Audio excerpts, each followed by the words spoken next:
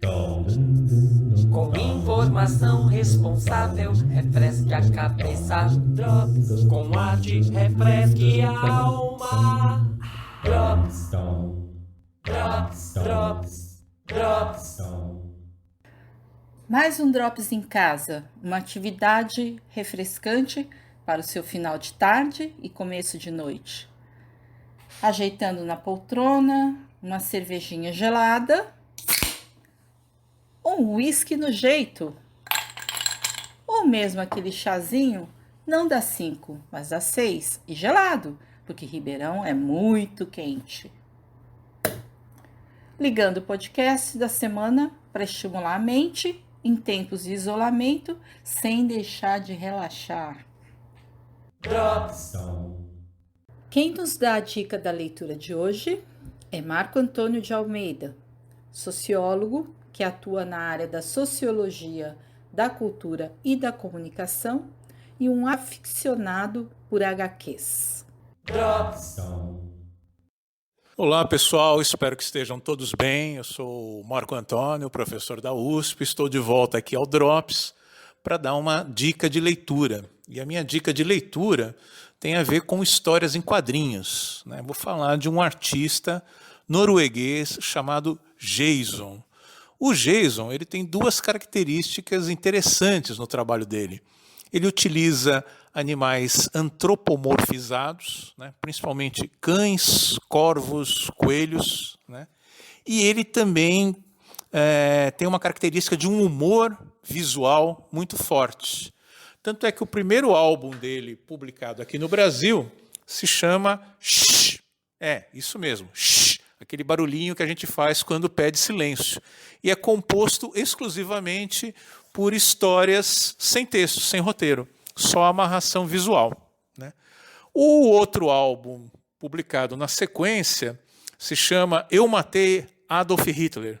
Então, também lá com seus animaizinhos, ele conta a história de um cientista que inventa uma máquina do tempo e um sujeito que volta no passado para matar o Hitler. Só que isso daí tem uma série de consequências, né, que a gente está acostumado a ver aí nos filmes de ficção científica, mas que a gente vai ver agora numa história em quadrinho, né, com esse fundo histórico e com essa visão muito peculiar do Jason.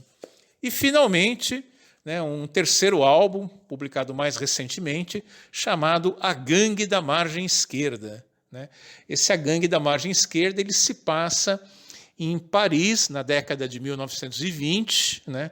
E tem como personagem alguns escritores, né, da chamada Geração Perdida, né, o Hemingway, o Scott Fitzgerald, o Ezra Pound, o James Joyce, e são representados, né, à maneira do Jason, né, como animais antropomorfizados, né, cães, corvos, gatos, né, e eles são escritores, só que escritores de história em quadrinho, né, então ele toma essa liberdade poética. Só que como a vida não é fácil na Paris da Belle Époque, né, eles resolvem montar uma gangue para fazer um assalto. E aí eu não conto mais, que é para não tirar a graça do quadrinho.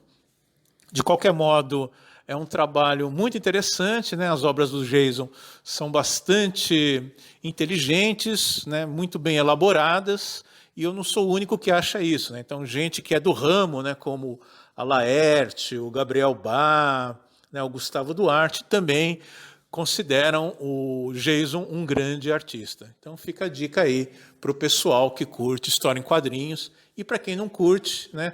Ter, por exemplo, a oportunidade de começar já com um artista bastante interessante. É isso aí, gente. Um abraço a todos. Até mais. Drops. Muitíssimo obrigada, querido. Entrou por uma porta e saiu por outra. Quem quiser que conte outro podcast, coloque seu podcast na roda.